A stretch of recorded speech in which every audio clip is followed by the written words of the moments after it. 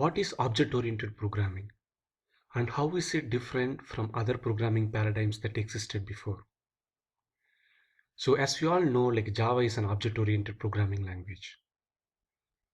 So what does it really mean by object-oriented programming? It basically means it's real-world programming. If you take a system, if you take a system such as a library, so in library you will see newspapers, journals, books, and then you have the librarian, and then you have the various staffs who is working in the library, and there are various people who go to the library to borrow books. So if you see here, if you see a scenario here, as a user, I go to the library, pick up a book, and then go to the librarian, request him for borrowing the book. So he enters the registry so that he can give the book to me, so that he can lend the book for me for a couple of weeks. So if you see here in this scenario, there is a real world interaction. So in object-oriented programming, what we do is, right, we mimic the real world programming. Say suppose we need to write this program in Java. So what we will do is, right, we'll create several classes.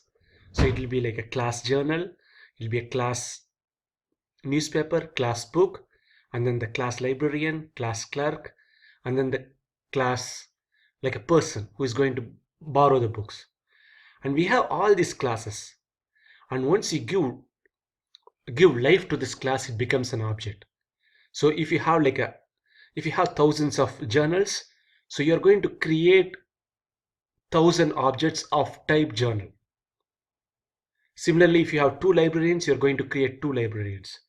And as you have like as many lenders coming to the library, you register them and you create lender objects for them. So basically, if you see here, we had a class which is kind of a template, and once you give life to it, it becomes an object. And these objects interact how we really do it, like in real world. So for example, the object person will interact with librarian by having a book so that he can borrow the book. So if you see here, we mimic the real world programming into object-oriented programming. So with this approach, with this paradigm, it is really easy to mimic the real world programming into the computer system, so that it can be like so that we can develop robust programs around the system. So how so is it really like a better than the previous paradigms that we had, like structural programming, all that? It is exactly true. So we so that's the reason the languages like Java, C++ is very popular. I hope with this lecture you got an idea of what is object-oriented programming, and then what really is about object-oriented programming.